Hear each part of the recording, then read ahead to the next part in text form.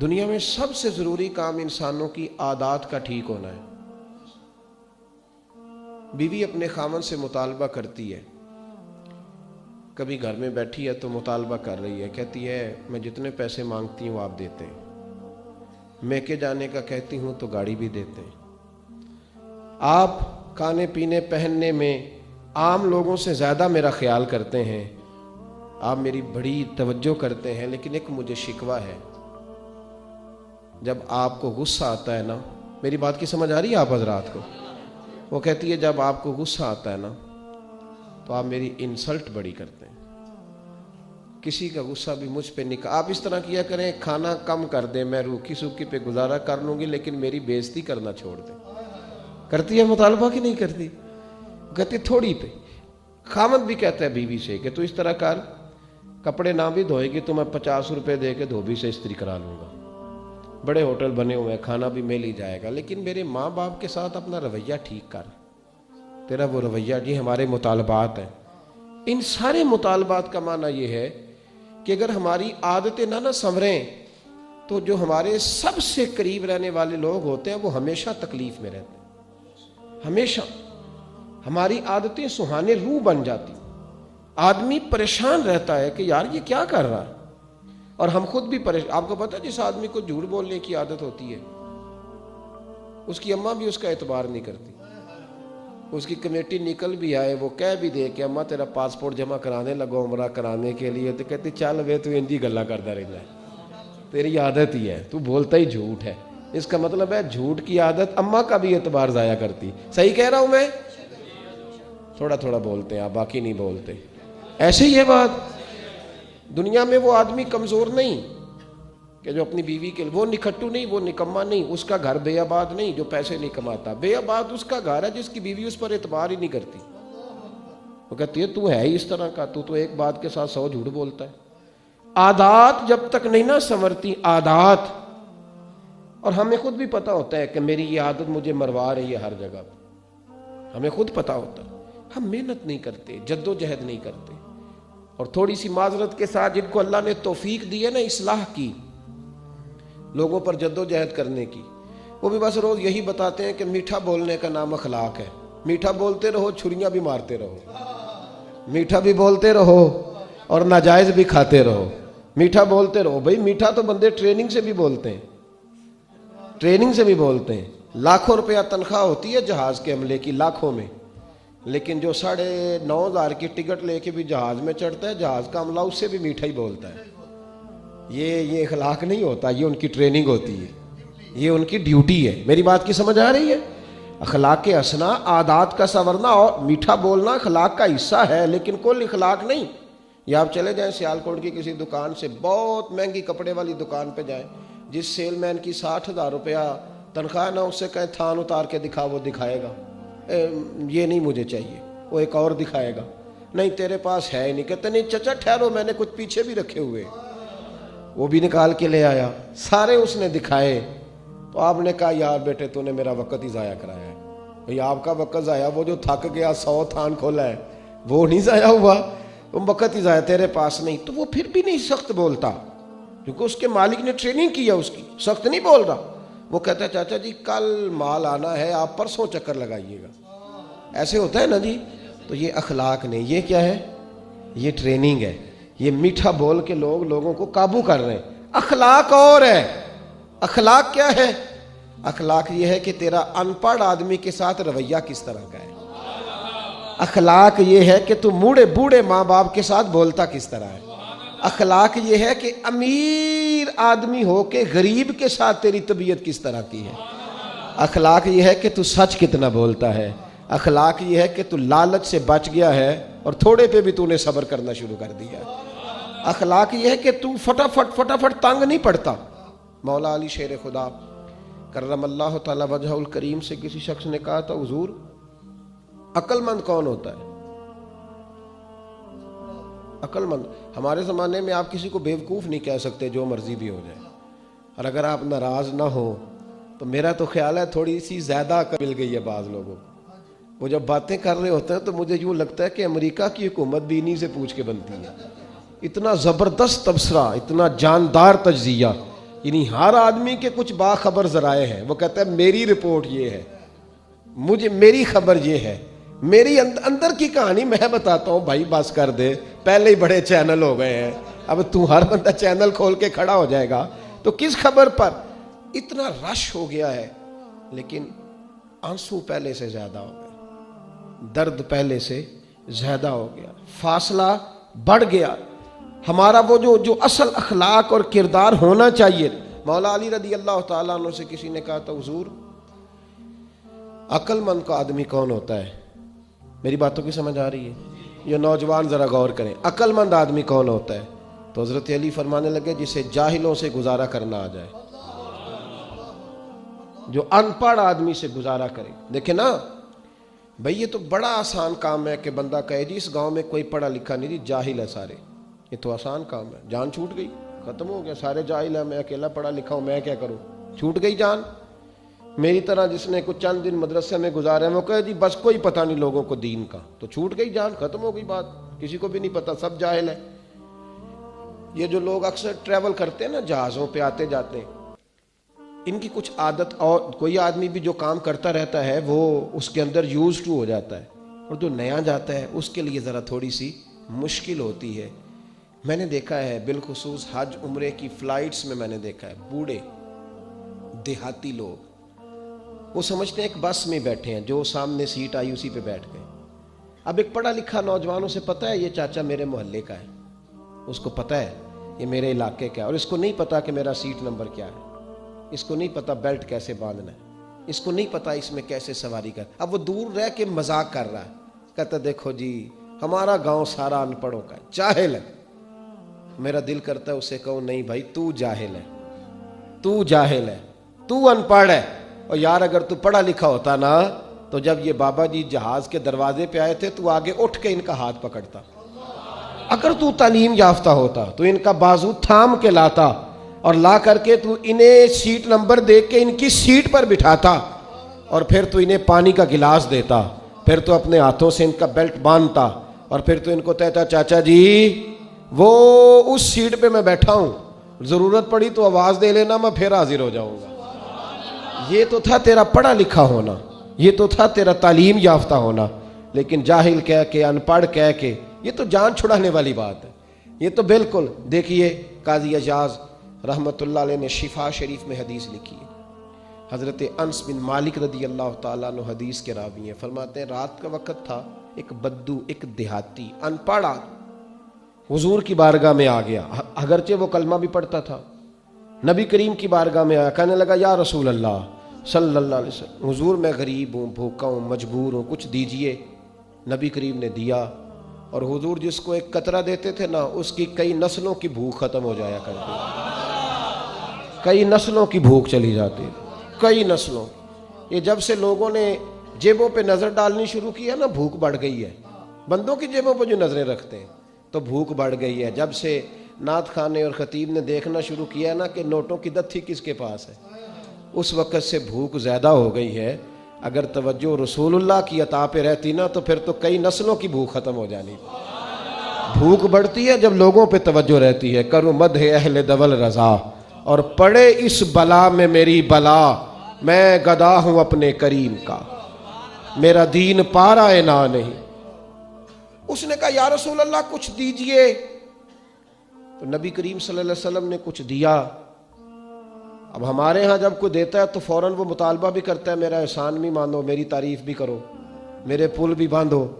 وہ جس نے محفل کے اشتہاروں کے پیسے دیے ہوتے ہیں وہ بھی کہتا ہے میرا نام لو, اور جس نے دیگوں کے پیسے دیے ہوتے ہیں اس کا بھی نام نہ لے تو وہ بھی ناراض ہو جاتا ہے, اور جس نے ٹائلیں لگوائی ہوتے ہیں اس کا بھی کسی ٹائل پہ نام لکھنا ہی پڑتا ہے. یہ ساری مجبوریاں اپنی جگہ پہ قائم رہتی ہیں. کیا کیا جا سکتا ہے؟ جب دیا نا اس کو, اس نے بجائے تعریف کرنے کے پتہ کیا کہا, کہنے لگا یا رسول اللہ میں نے تو بڑی تعریف سنی تھی, آپ نے تو معاذ اللہ کچھ بھی نہیں دیا. یہ کیا دے رہے, نقل کفر نہ باشا, یہ آپ نے کیا دیا؟ جب اس نے یہ لفظ ادا کیے تو حضرت عمر فاروق نے تلوار نکال لی, فرمایا میں گردن کاٹوں گا اس گستاخ کی, مار ڈالوں گا. اللہ کے محبوب مسکرائے, فرمایا عمر ٹھہر جا, ذرا جلدی نہ کر, ذرا ٹھہر. اور جب حضور مسکراتے تھے نا تو اعلیٰ حضرت فرماتے ہیں حضور کے دانت نہیں تھے بلکہ یہ نا گچھے تھے نور کے، یہ دانت نہیں تھے، یہ گچھے تھے نور کے۔ اعلیٰ حضرت فرماتے ہیں جس کے گچھے سے لچھے جڑے نور کے، شاید ہی کو بندہ اتنی دور جائے جتنی دور بریلی کے امام چلے جاتے تھے، شاید ہے کو جائے تو کہنے لگے جس کے گچھے سے لچھے جڑے نور کے، ان ستاروں کی نزہت پہ لاکھوں سلام، اور جس کی تسکین سے روتے ہوئے ہنس پڑیں اس تبسم کی عادت پہ لاکھوں سلام۔ حضور مسکرائے، عمر جلدی نہ کر۔ حضرت عمر خاموش ہو گئے، محبوب نے اس کا ہاتھ تھاما اور اپنے گھر لے گئے، حجرہ نور میں لے گئے، پہلے کھجوریں کھلائیں، سرکہ کھلایا، پھر اللہ کے محبوب نے دودھ پلایا، سیر ہو گیا تو نبی کریم نے جتنا دیا تھا نا اس سے ڈبل دیا، پھر تھوڑا اور دیا، پھر تھوڑا اور دیا، کہنے لگا حضور بس کریں اب تو مجھ سے اٹھایا بھی نہیں جائے گا، اب تنگی یہ داماں پہ نہ جا اور بھی کچھ مانگ، ہے آج وہ مائل بات آ اور بھی کچھ مانگ۔ فرمایا حضور اب نہیں میں اٹھا سکتا بس کریں۔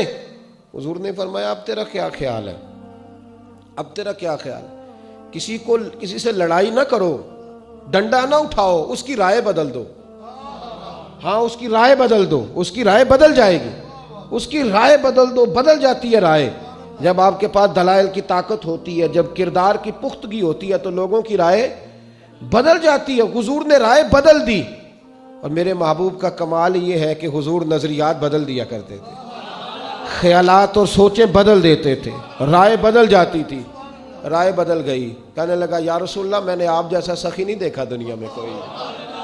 حضور میں نے نہیں، میرے کریم سے گر قطرہ کسی نے مانگا دریا بہا دیے ہیں۔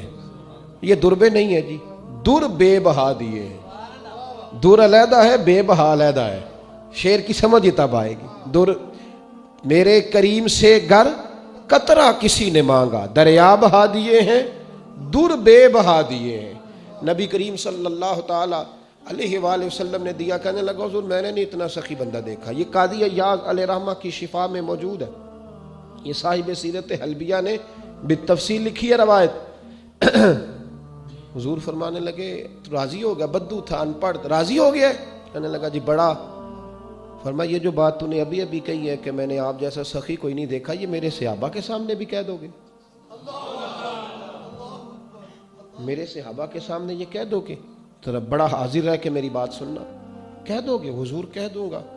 تو حضور فرمانے لگے پتہ کیوں کہلوا رہا ہوں، جب تو نے کہا تھا نا حضور نہیں دیتے تو ان کے دل ٹوٹ گئے تھے، جب تو کہے گا نا کہ محبوب بڑا ہی دیتے ہیں تو وہ راضی ہو جائیں گے، جب تو کہے گا نا کہ حضور بڑا دیتے ہیں سخی ہیں تو وہ راضی ہو جائیں گے۔ اس کا مطلب ہے اس زمانے میں بھی جب کو کہتا تھا نا نہیں دیتے تو دل ٹوٹتے تھے، اور جب کہتا تھا نا بڑا دیتے ہیں تو دلوں میں روشنی پیدا ہو جایا کرتی۔ تو وہاں سے بات چلی آ رہی۔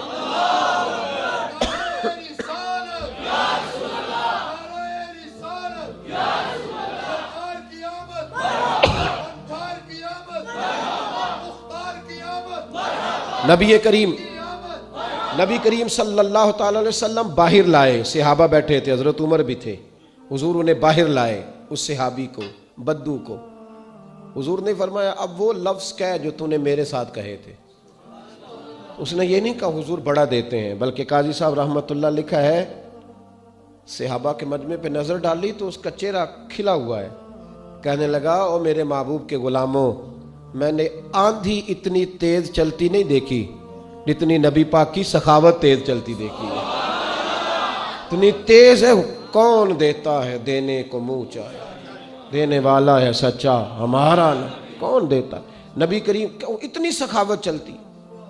اب صحابہ خوش ہو گئے تو میرے محبوب نے ایک جملہ کہا، محبوب کریم فرمانے لگے عمر پہلے جو اس نے کہا تھا نا اس حالت میں تم اسے مار دیتے تو جہنم میں جاتا، لیکن جس عقیدے پر یہ اب ہے، اب دنیا سے جائے گا تو اللہ اسے جنت عطا کرے گا۔ اور نبی کریم علیہ السلام نے ایک مثال دی جو بڑی سمجھنے والی ہے، بڑی غور کرنے والی۔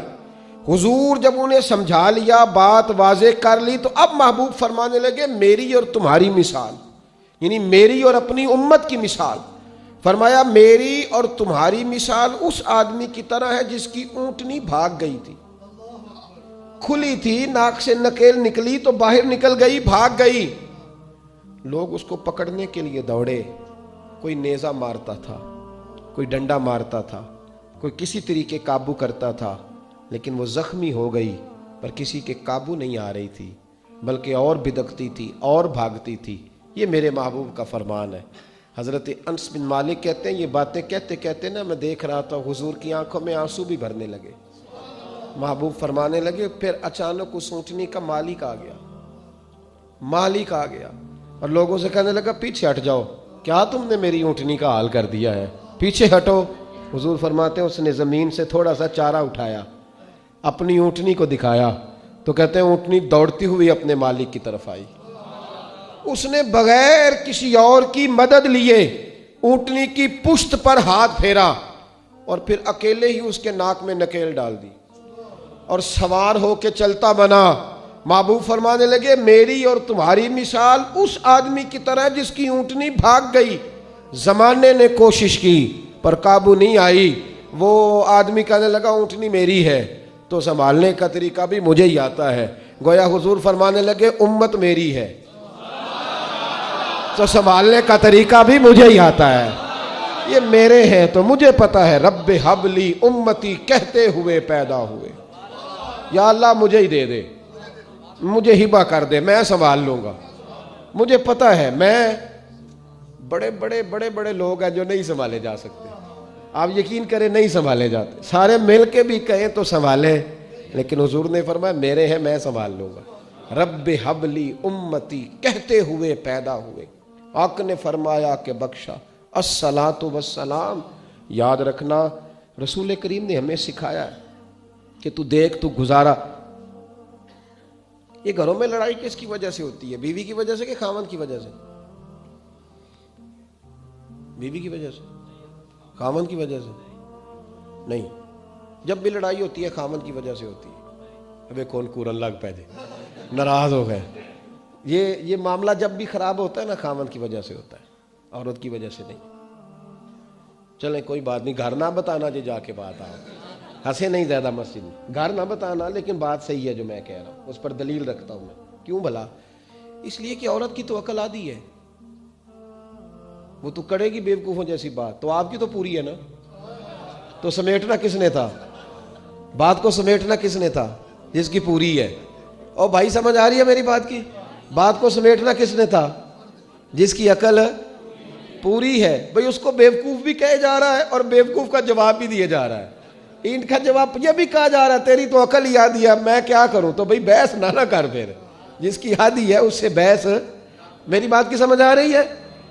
بھئی یہ مسئلہ یہ ہے کہ جس آدمی نے کنٹرول کرنا تھا، باہر باتیں نہ کریں جی، بڑی مہربانی، باہر باتیں نہ کریں، آپ کا انتظام مکمل ہے، بس کر دیں، آپ تشریف لائیں، میری بات پہ توجہ دیں۔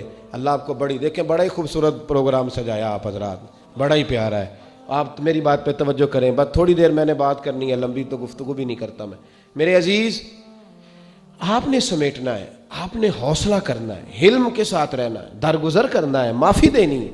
میرے رسول کریم علیہ الصلوۃ والسلام بہت زیادہ معاف فرمایا کرتے تھے، بہت زیادہ حضور درگزر کرتے تھے، بہت زیادہ، بہت زیادہ۔ ازواج مطہرات سے جب حضور گفتگو کرتے تھے تو ایک ایک بات 3 دفعہ کہتے تھے، پھر بھی کبھی ناراض نہیں ہوتے، فرماتے تھے سمجھانا پڑتا ہے خواتین، کیا ہوا؟ ہمارا وہ جو سخت مزاج ہے نا، ہماری طبیعت میں ہمیں گزارا نہیں کرنا آتا۔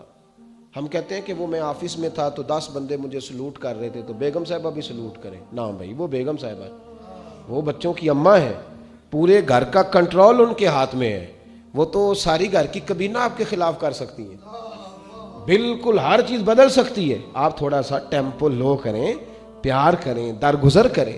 جب آپ بہت بڑے آفیسر ہیں تو وہ دفتر میں ہیں، اگر آپ خطیب صاحب ہیں تو مسجد میں ہیں، پیر صاحب ہیں تو خانقاہ میں، گھر میں آئیں تو لیول بنائیں، گھر کے اندر آئیں تو ایک ماحول آپ کا ہونا چاہیے۔ کیا وہ روایتیں ہم نے نہیں پڑھی؟ کیا وہ چیزیں ہمارے سامنے نہیں کہ صاحب طبقات نے لکھا ہے، سیدہ عائشہ صدیقہ رضی اللہ تعالیٰ عنہ فرماتی ہیں حضور گھر آئے تو میری طبیعت ٹھیک نہیں تھی، میں کچھ علیل تھی، سر میں کچھ تکلیف تھی، تو جناب عائشہ صدیقہ رضی اللہ تعالیٰ عنہ کہتی ہیں حضور نے کھانا کھانا تھا، ذرا یہ بھی سنت کبھی ادا کر کے دیکھو. کہتے محبوب کریم علیہ السلام فرمانے لگے عائشہ میں تجھے آٹا گوندھ دیتا ہوں تو مجھے روٹی پکا دے. میں آٹا گوندھ دیتا ہوں تو مجھے. یہ بھی سنت ہے, صرف میٹھا کھانا سنت نہیں. کبھی کبھی گھر کے اندر جا کے اپنے گھر کا خود کام کر لینا, جوتے گانٹھ لینا, کپڑے پھٹے ہوں تو سی لینا, گھر میں جھاڑو دے لینا, برتن دھو لینا, یہ بھی میرے نبی کا طریقہ ہے. لیکن ہماری طبیعتوں کی سختی نے بہت ساری چیزیں توڑ تو دی ہیں لیکن جوڑی نہیں. ہم وہ کہتے ہیں میرا لیول, ماں بدولت کو یہ کہا, مجھے کہہ گیا کوئی. ہماری مساجد کے اندر بہت بڑا مسئلہ رہتا ہے. جس کو کمیٹی کا صدر بنایا جاتا ہے نا, جو قوم کا سردار ہوتا ہے وہ قوم کا خادم ہوتا ہے. میری نظر میں جو کمیٹی کا صدر ہو اسے واش روم صاف کرنے چاہیے, اسے واش روم. میں الحمدللہ اپنی مسجد کا بڑا ہوں تو جب میرا دل کرتا ہے نا کوئی کام کرنے کو تو میں الحمدللہ اللہ کے گھر میں بیٹھ کے کہہ رہا ہوں میں مسجد کے واش روم صاف کرتا ہوں, اس لیے کہ وہ چودھری کا ڈیرا نہیں ہے, وہ میرے اللہ کا گھر ہے. اٹھ فریدا ستیا جھاڑو دے مسیت, تو ستا ہے رب جاگدا تیری ڈاڈے نال پریت. اور میرے صاحب رحمت اللہ علیہ فرمایا کرتے تھے جب بڑا دل کرے نا سکون حاصل کرنے کو تو مسجد کے باتھ روم صاف کیا کرو, وہاں اللہ کے مہمان آتے ہیں اللہ کے. تو یہ کوئی معمولی بات ہے؟ ہم لوگوں کا جو مزاج بن گیا نا تھوڑا سا بہت اونچا. آپ یقین کریں پاکستان میں نا 5 لاکھ مریض رجسٹرڈ ہے ٹینشن کا, جو دوائی کھاتا ہے. 5 لاکھ سرکاری اعداد و شمار بتا رہا ہوں. اور جو گھروں میں مریض ہے وہ پتہ نہیں کتنے. بے سکونی, بے قراری. اس کی وجہ پتہ کیا ہے؟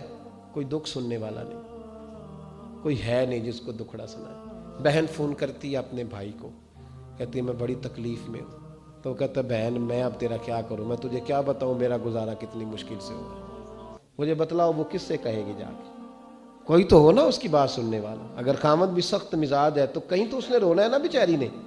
وہی آدمی یاروں کے ساتھ کئی گھنٹے بات کرتا ہے, کئی گھنٹے. وہ آدمی فیس بک پہ ہے, وہ آدمی واٹس ایپ پہ ہے, وہ پتہ نہیں کیا کچھ دیکھ رہا. لیکن اس کی اپنی بہن سگی وہ کہتی ہے چلو 10 منٹ میں میری سن لے.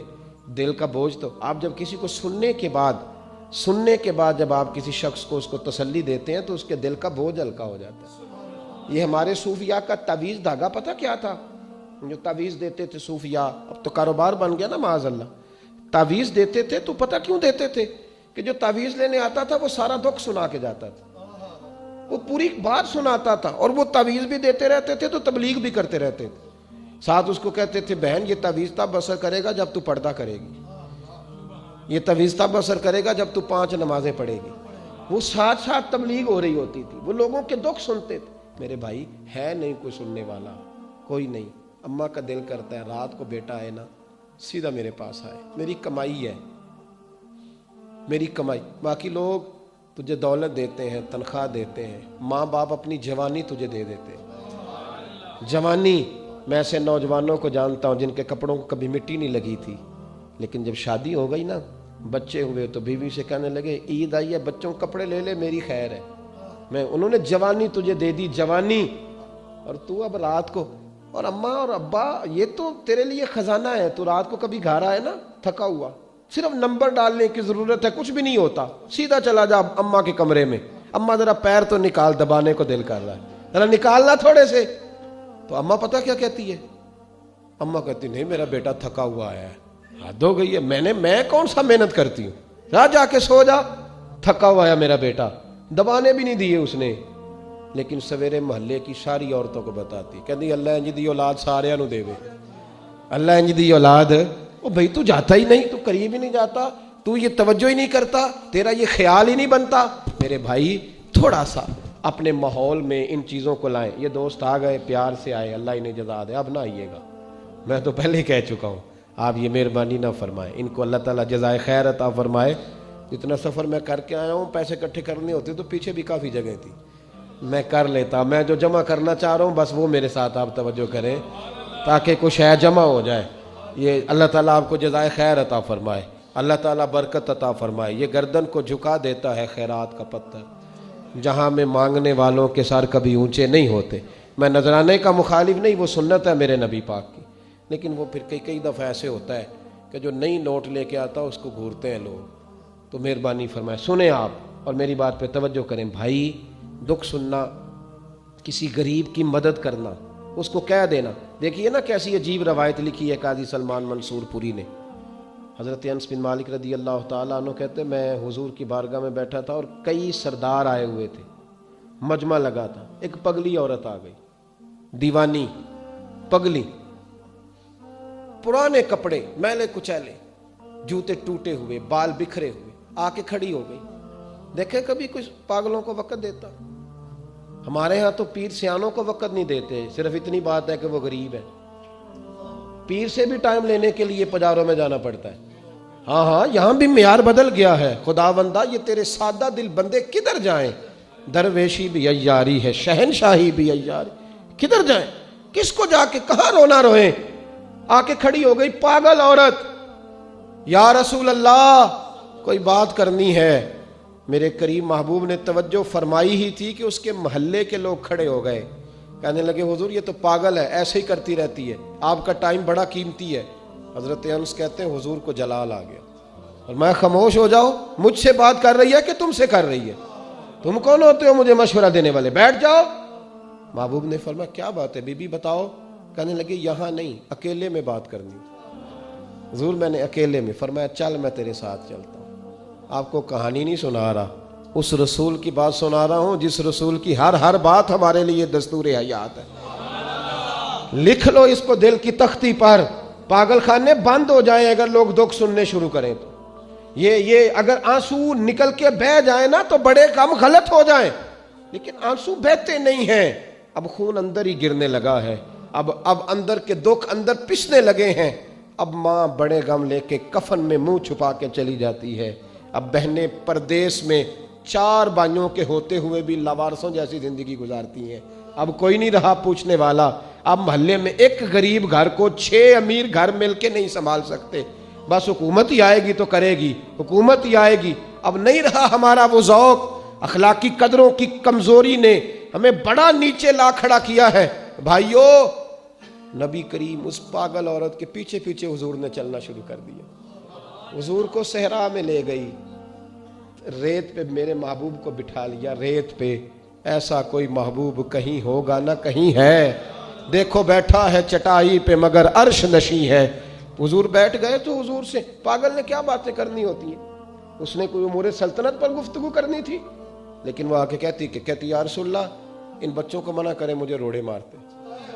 فرمایا میں کہہ دوں گا آج کے بعد نہیں ماریں گے۔ کہا یا رسول اللہ یہ لوگ مجھے پاگل کہتے ہیں۔ فرمایا منع کر دوں گا، کوئی نہیں کہے گا۔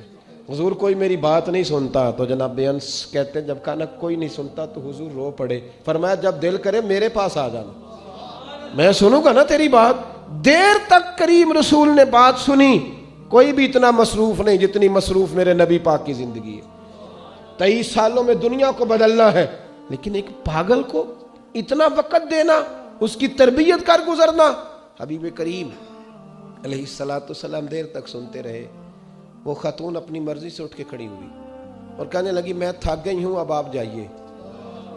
تو حضور پھر مسکرائے، فرمایا دل دوبارہ کرے نا جب بھی تو فٹافٹ آ جانا، میرا دروازہ کھلا ملے گا۔ یار جو لوگ زندگی میں بڑا سکون لینا چاہتے ہیں نا، وہ کسی اس طرح کے بندے کی خدمت کر کے دیکھیں۔ جو بڑا سکون لینا چاہتے ہیں، بڑا جو راحت لینا چاہتے ہیں، وہ کسی ایسے شخص کی خدمت۔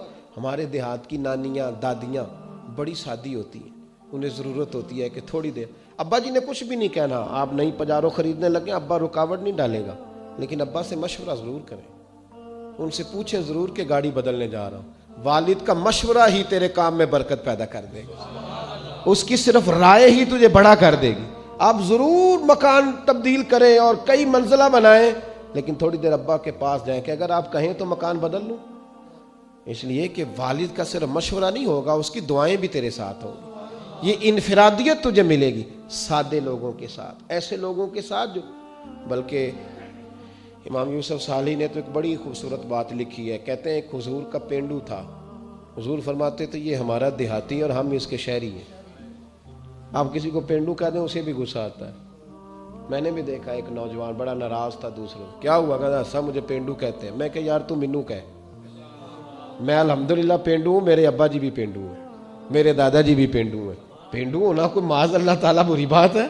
اس میں کیا قباحت ہے؟ عرب کا تو رواج تھا کہ جب بچہ پیدا ہوتا تھا تو اچھی آب و ہوا کے لیے گاؤں میں بھیجا کرتے تھے. میرے محبوب پاک بھی حضرت حلیمہ سعدیہ کے گاؤں میں جا کے رہے ہیں. یہ عجیب بات ہے بھائی. جتنے شہر آباد ہیں یہ سارے دیہاتیوں نے ہی آباد کیے ہیں, سب نے. یہ الگ بات ہے کہ شہر میں آ کر پڑھنے والے بھول گئے کس کی ماں نے کتنا زیور بیچا تھا. بھول گئے لوگ. اب وہ کہتے ہیں ہم تو رئیس اعظم سے شروع سے ہی. تھوڑا پیچھے پلٹ کے دیکھ, تیرے ہوش ٹھکانے آ جائیں گے. ذرا پیچھے پلٹ کے دیکھ کہ تو کیا تھا اور آج تو کہاں کھڑا ہے. پھر دیکھ تیرا معیار سوچ کا بدل جائے. پھر ذرا تیری طبیعت. حضور فرماتے ہیں ہمارا دیہاتی ہے, ہم اس کے شہری ہیں. اب اس نے دیکھا حضور کی بارگاہ میں کئی لوگ تحفے لے کے آتے ہیں اور نبی پاک تحفہ قبول فرماتے تھے, اور بلکہ فرماتے تھے دیا بھی کرو لیا بھی کرو, محبت میں اضافہ کرے گا, محبت میں اضافہ کرے گا. بہت سارے صحابہ تحائف لاتے. وہ غریب آدمی تھا, دل بڑا کرتا تھا. انہوں نے پتہ کیا کرنا شروع کیا, ادھار چیزیں خریدتے دکانداروں سے. کہتے یا رسول اللہ صدقہ نہیں تحفہ ہے. حضور تناول فرما لیتے, جب دیکھتے نا کھا لیا ہے صحابہ نے بھی تو کہتے حضور دکاندار کے پیسے بھی دینے, حضور وہ بھی ذرا ادا فرما دیں, بھیجیں کسی کو. تو حضور فرماتے میں نے کہا تھا لا کا. حضور کہا تو نہیں تھا پر کھایا تو ہے نا آپ نے تناول تو فرمایا ہے نا. یار حضور فرماتے کیوں لائے؟ مسکرا کے پوچھتے, مسکرا کے پوچھتے. کہتے یا رسول اللہ اس لیے کہ سارے لاتے ہیں, میں غریب ہوں, نہیں میرے پاس پیسے, اب لانے تو ہے نا, تو مہربانی فرمائے پیسے. حضور بھیجتے جناب ابو بکر صدیق, فرماتے جا اس دیہاتی کے پیسے دے یا. حضرت ابو ہریرہ کہتے ہیں جب حضور غم امت میں پریشان ہوتے تھے نا تو ہمارا دل کرتا تھا کاش آج وہ آ جائے, وہ آئے گا تو حضور کو ہنسائے گا. دل کرتا تھا آج وہ آ جائے. کہتے ہیں ایک دن نبی کے, یہ مسند امام احمد بن حنبل میں بھی موجود ہے, فرماتے ایک دن وہ بازار میں کھڑے نا, مدینے کے بازار میں کھڑے کچھ خرید رہے تھے, کچھ خرید رہے تھے. ہمارے یہ بڑا آسان ہے, آپ تھوڑے تگڑے ہو کے رہیں, بولیں ذرا کم, سخت مزاج رہیں, دنیا خود بخود ڈرے گی. لیکن یہ اصل نہیں ہے. اصل یہی ہے کہ آپ محبت بانٹیں, آپ پیار کریں. ٹھیک ہے فضولیات اور لغویات سے بچنا چاہیے, لیکن اس طرح کا معیار بنا لینا کہ اپنے بھی کوئی بات نہ سنا سکے, کوئی قریب ہی نہ آ سکے, کسی کو یہ طاقت ہی نہ دینا کہ وہ اپنا آپ کے ساتھ مل کے کوئی اظہار محبت کر سکے, یہ معیار نہیں ہے. ایک دن وہ چوک میں کھڑے کچھ خرید رہے تھے تو اللہ کے حبیب تشریف لائے. حضور نے نہ دیکھ لیا کہ انہوں نے نہیں دیکھا حضور کو, نبی کریم پیچھے سے تشریف لائے دبے پاؤں. کبھی دیکھا ہے کوئی مرید کے ساتھ اس انداز میں چوکوں میں اس طرح پیار کرے؟ محبوب پیچھے سے آئے اور آنکھوں پہ ہاتھ رکھ دیا, فرمایا بوجھ بھلا میں کون ہوں, بتا بھلا میں کون ہوں, بول. حضرت ابو ہریرہ کہتے ہیں انہوں نے نا اپنی کمر پیچھے کی اور حضور کے علم نشرہ کے سینے سے رگڑنے لگے, عرض کرنے لگے یا رسول اللہ آپ تو 7ویں گلی سے گزرے تو پتہ چل جاتا ہے میرے حبیب گزر رہے ہیں. حضور یہ کوئی بھلائی جانے والی چیز ہے؟ تو 7ویں گلی سے 7ویں, اور حضور مجھے کوئی بھلا سکتا ہے؟ مجھے وہ خواجہ غلام فرید صاحب نے محبوب کی بارگاہ میں بڑے ادب سے کہا تھا, کہنے لگے تن تندور ہڈاں دا بالن تے اسی ہاواں نال تپایا, کپ کپ مکیاں پیڑے کیتے, اتوں عشق پلیتھن لایا, تن دا سالن من دی ہانڈی لون صبر دا پایا. غلام فریدہ وے میں ساری تیری, تینوں اجے یقین نہیں آیا؟ غلام فریدہ وے میں ساری تیری, تینوں اجے یقین نہیں آیا؟ نبی کریم کی پشت سے رگڑنے لگے اپنی پشت, حضور کے علم نشرہ کے سینے. حضور 7ویں گلی سے گزرے تو پتہ چل, حضور نے محبت فرمائی. یہ پیار. کبھی کبھی اپنے نوکر کو بھی ساتھ بٹھا کے کھانا کھلا لیا کر, کبھی کبھی نا کبھی بلا لیا کر. وہ جو مزدور ہوتا ہے نا مزدور, اس کے ساتھ کبھی بیٹھا کر, نیچے اتر کے اللہ سکون عطا کرے گا. بیٹھا کر اس کے ساتھ, جس کے ہاتھوں کو گریز لگی ہے اسے کہا کر آپ پہلے تیرے ہاتھ دھوئیں پھر مل کے روٹی کھائیں. آیا بیٹھا کر کبھی ان لوگوں کے بیچ بیٹھ تاکہ تیرے کردار اخلاق سنور جائیں. محبوب پاک نے نا ہاتھ تھاما اور محبت کرنے لگے, اور یوں فضا میں ہاتھ بلند کر کے فرمایا یہ میرا غلام ہے, میں نے بیچنا ہے, کسی نے کوئی خریدے گا؟ چوک تھا نا, غلام بکا, کوئی خریدے گا؟ پہلے محفل میں ہنسی تھی, خوبصورتی تھی, جب کہا نا کوئی خریدے گا تو محفل میں درد آ گیا, سوز آ گیا. صحابی نے رونا شروع کر دیا. محبوب نے فرمایا دیوانے روتے کیوں ہو؟ عرض کی حضور نہ رنگ ہے نہ روپ ہے, نام تک نہیں لکھنا آتا, میری کیا قیمت ہے, کون خریدے گا؟ جب ان کی آنکھوں میں آنسو آئے تو حضور بھی روئے، ان کا سینے کے ساتھ سینہ ملایا اور محبوب فرمانے لگے رونا بند کر، جسے میں بیچوں وہ اللہ کی نظر میں بڑا قیمتی ہوا کرتا ہے، اللہ کی نظر میں بڑا قیمتی ہوتا ہے، بند کر رونا۔ ہمارا نا معیار اس طرح کا بنا ہے، طبیعت اس طرح کی بنی، ہم نے اپنا لیول اتنا بلند کیا ہے کہ بہت سارے لوگوں کے تو قد بھی چھوٹے ہو گئے، بہت سارے لوگوں کے ایک مخصوص ہر آدمی کی فیلڈ ہے، وہ اپنی فیلڈ کے اندر مخصوص لوگوں کے بیچ رہنا پسند کرتا ہے، وہ یہ سمجھتا ہی نہیں۔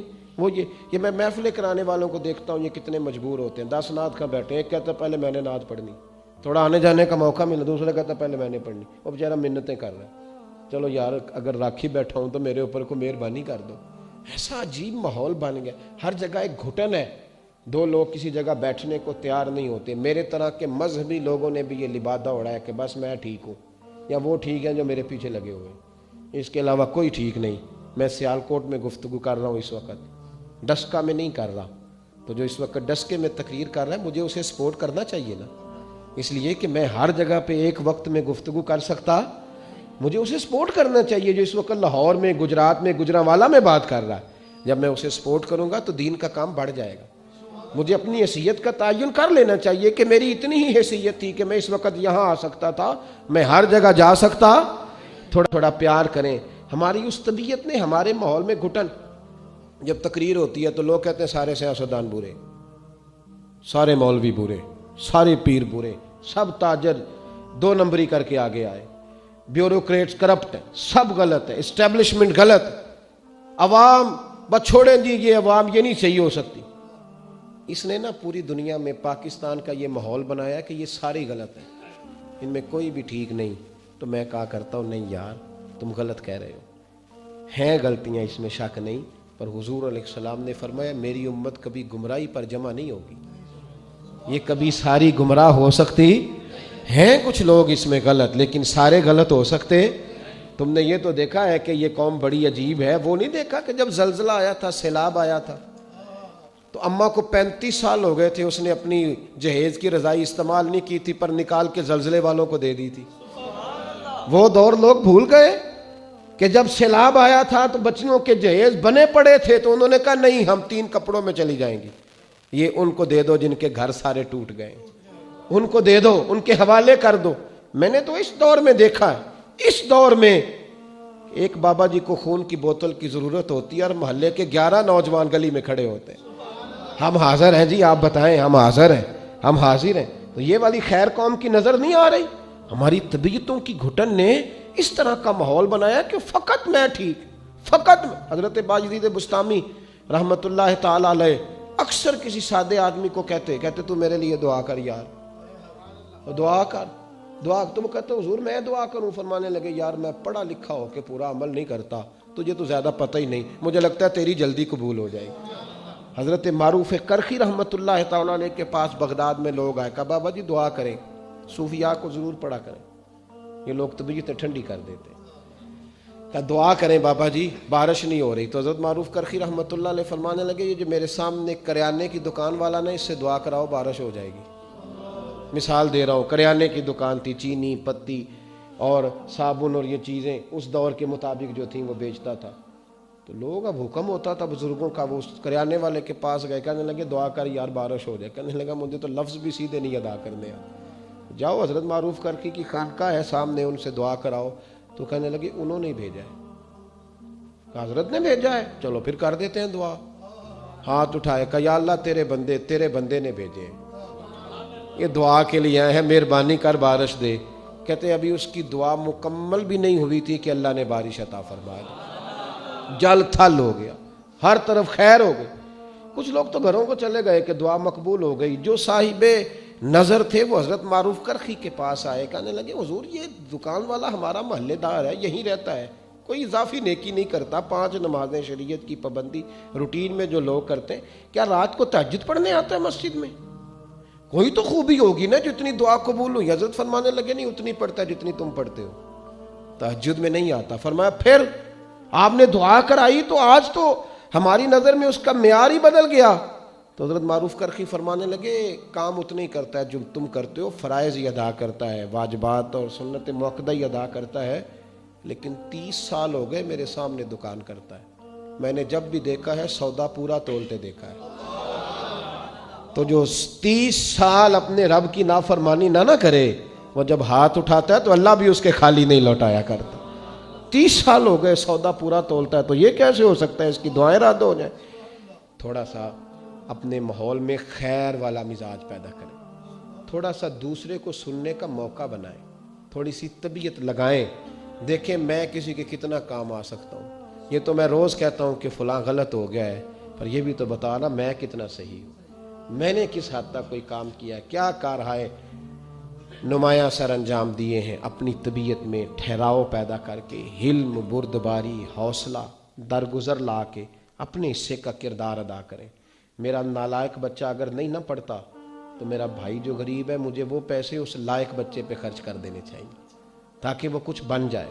مجھے تھوڑا دیکھ لینا چاہیے کہ اگر کسی جگہ کند ذہن لوگ ہیں جو آگے نہیں بڑھ رہے تو مجھے تھوڑا سا آگے جا کے دیکھنا چاہیے۔ ہم لوگ دیکھتے نہیں، دور رہ کے۔ میرے ساتھ ایک صاحب کہنے لگے مدارس کی حالت بڑی خستہ ہے۔ میں نے کہا تمہاری غلط فہمی ہے، کبھی آ کے دیکھو، کبھی آ کے دیکھو۔ یہیں سے تو وقار پیدا ہو رہا ہے، یہیں سے تو حسن پیدا ہو رہا ہے۔ یہ رات کی بچی دال کھا کے نا سارا دن اللہ کا قرآن یاد کرتے رہتے ہیں، یہیں سے تو خیر پیدا ہو رہی ہے۔ وہ جس کو تم نے بہت بڑے پیسے لگا کے F S C B S C میں ڈالا ہے نا، وہ تو سیپلی لے کے گھر آ گیا، حالانکہ بڑا خرچہ بھی کرایا۔ تو یہ دال وہ بھی رات کی بچی ہوئی۔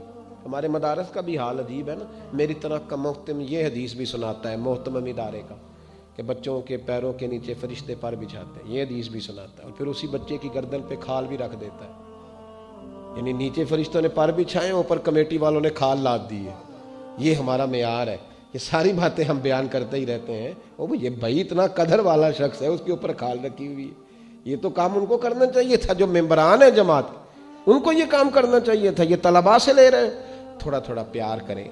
ہر آدمی اپنی جگہ پہ جہاں آپ کو اچھے عقیدے والا خیر بانٹتا نظر آئے، محبت کی نظر سے دیکھیں، پیار کریں، اپنے بزرگوں کے ساتھ وقت گزاریں، سب کے ساتھ۔ دیکھیں نا، یاروں کو جس طرح ٹیلی فون کرتے ہو نا کہ آج روٹی نہ کھانا، باہر سے کھائیں گے، کبھی کبھی ابا کو بھی فون کیا کرو، ابا جی آج میرا انتظار کرنا، مل کے کھائیں گے۔ کبھی ابا جی کو بھی فون کرو، اماں کو بھی کبھی فون کرو، اماں آج ذرا انتظار کرنا، میں آؤں گا تو کھائیں گے۔ یار کو تو ہر چوتھے دن فون کرتا ہے، آج روٹی نہ کھانا، کٹھے چلیں گے۔ تو کبھی گھر میں بھی فون کر کہ آج نہ کھانا، میرا دل کر رہا ہے، کٹھے بیٹھ کے کھانا کھائیں۔ یہ والا ذوق بھی پیدا کریں۔ دعا کرتا ہوں جو کچھ باتیں میں عرض کر سکا مالک انہیں قبول فرمائے، اور جہاں ہم دوران گفتگو بھول گئے اللہ ہم سے درگزر فرمائے۔ چھوٹا سا میں نے یہ مزاج بنایا ہے کہ جب کسی جگہ جاتا ہوں تو بیٹھ جاتا ہوں۔ لوگ پیار سے ملنا چاہتے ہیں، حرج کوئی نہیں، مل لینا چاہیے، 10 12 20 منٹ لگ جائیں گے، کوئی حرج نہیں۔ لیکن جب کسی دوسری جگہ ساتھ جانا ہوتا ہے پھر تھوڑا مشکل ہوتا ہے۔ احباب سے دیر تک ملاقات کر کے سب سے مل کے جانا ایک مجبوری ہے، ورنہ وہ اس طرح کا کوئی معاملہ نہیں کہ پیچھے ہٹ جاؤ پیچھے ہٹ جاؤ۔ پیر صاحب کو بڑی مشکل ہے، چونکہ مجھے ساتھ ایک اور جگہ پہ جانا ہے، بہت سارے دوستوں کے علم میں ہوگا، میرا ان سے جس وقت کا وعدہ تھا وہ وقت قریب ہو رہا ہے، مجھے وہاں پہنچنا ہے۔ دعا کے بعد کہ پروگرام جاری رہے گا، دعا کے بعد میں نکلوں گا اور آپ سب کو اجتماعی طور پہ عرض کروں گا کہ السلام علیکم ورحمۃ اللہ وبرکاتہ۔ الکرم والی